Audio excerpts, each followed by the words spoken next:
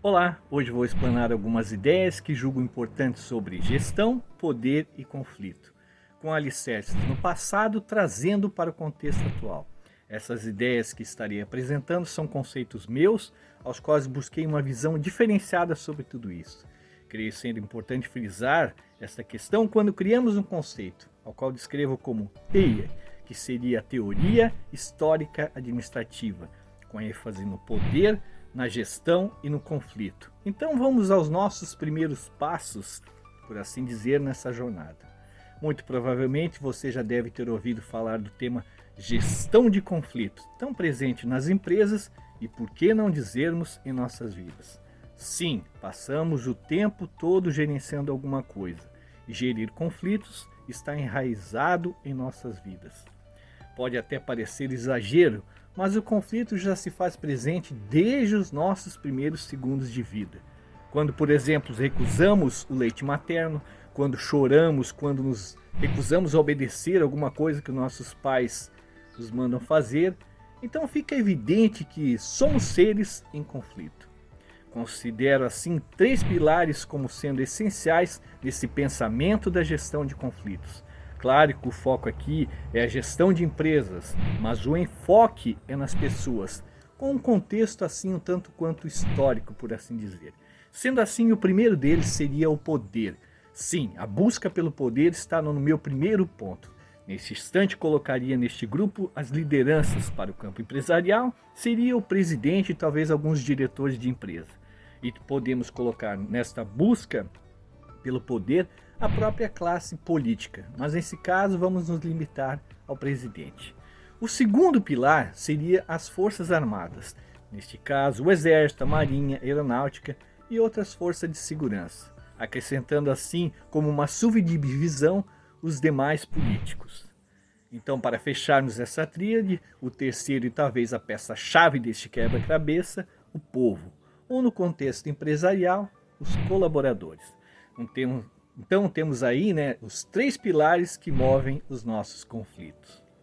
Vamos voltar no tempo no ano de 434, ano em que Átila o Huno foi rei dos Hunos e chefiou uma confederação tribal de Hunos e povos germânicos e iranianos que governou o maior império europeu do seu tempo, cujo território se estendia do sul da atual Alemanha, no oeste até o rio Ural, no leste e no Mar Báltico no norte, até o Mar Negro no sul.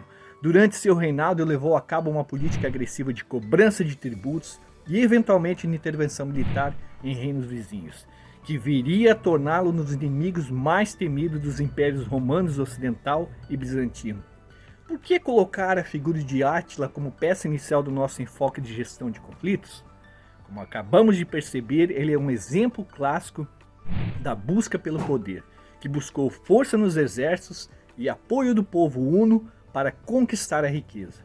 Átila não tinha força suficiente, por exemplo, para conquistar o Império Romano, mesmo que nesta época já estava em queda. Então armou uma nova estratégia e, ao invés de atacar os romanos, adentrou o seu próprio território e começou a atacar os povos daquela região, os que tinham inclusive a mesma língua. Algumas aldeias, vilarejos ou cidades foram saqueadas e destruídas. Outras se renderam e neste ponto algariam mais personagens na busca pelo poder. Ou seja, os soldados que se rendiam tornavam-se parte do seu exército e o povo parte maior do seu apoio popular. Afinal, para o pilar principal se sustentar nesta busca pelo poder, a força armada e o povo devem estar em reciprocidade. Lembre-se que temos que gerenciar conflitos para seguirmos. Como dito, o nosso segundo pilar, que é o poderio militar, tem que estar em sincronia para o sucesso da missão. Neste caso, vamos pensar em uma empresa onde os demais lideranças têm que estar focando no sucesso da organização. Se houver algum conflito interno e muita divergência na cadeia de comando, o fracasso organizacional será certo. Então é preciso atenção no gerenciamento deste segundo pilar. Deixo claro que na gestão pública também é assim.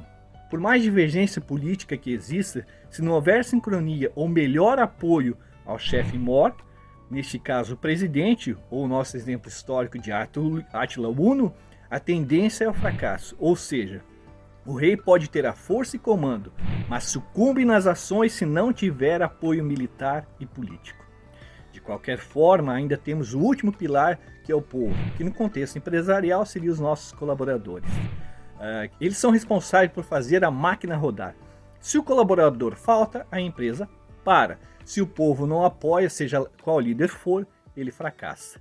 Existem algumas controvérsias históricas. A historiografia cristã constituiu uma imagem, por exemplo, negativa de Átila, associando-a à crueldade, à rapina, atribuindo o epiteto de praga de Deus e flagelo de Deus.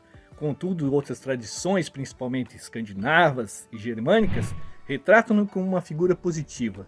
3 sagas a incluem dentre seus personagens principais. Os húngaros celebram-no como um herói fundador. Coloco essa questão para mostrar que o conflito está marcado por opiniões. Então, dependendo do seu posicionamento, a sua visão poderá ser outra. Aliás, podemos substituir Átila por Vladimir Putin. Sim, é uma figura que exemplifica bem esses pilares na busca do poder e gerenciamento de conflitos.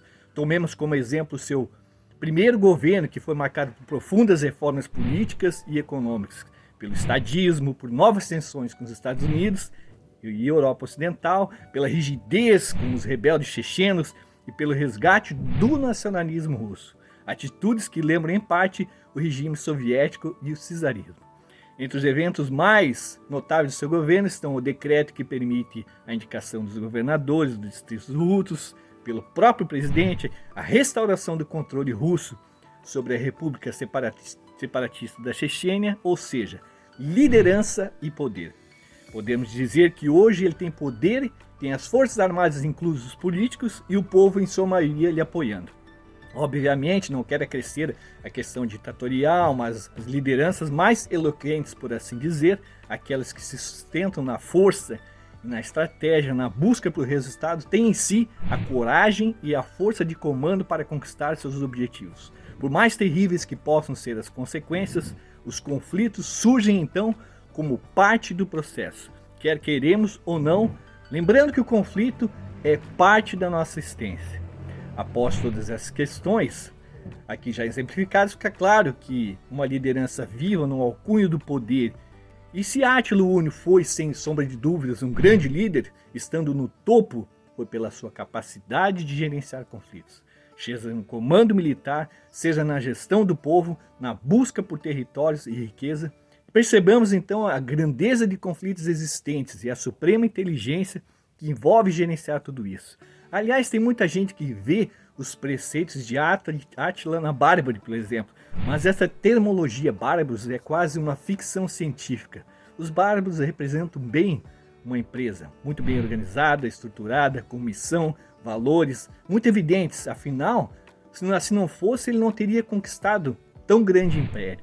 Então, tanto uma empresa que quer crescer, um país, ou você mesmo enquanto colaborador, deve gerir conflitos.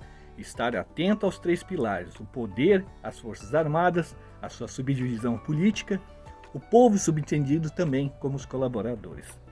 Para fecharmos, vamos fazer um adendo à questão do povo, dos colaboradores.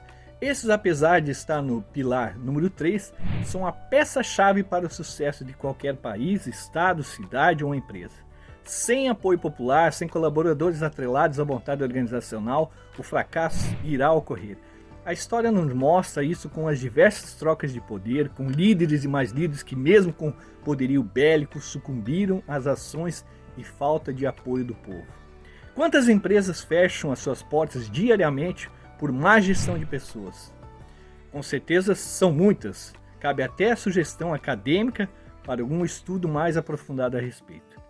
De qualquer forma, esteja atento nesses pontos, pois a busca pelo poder só terá sucesso se for bem administrado, com bom gerenciamento de conflitos e união dos pilares, no mesmo objetivo, mesmo que não seja em unanimidade.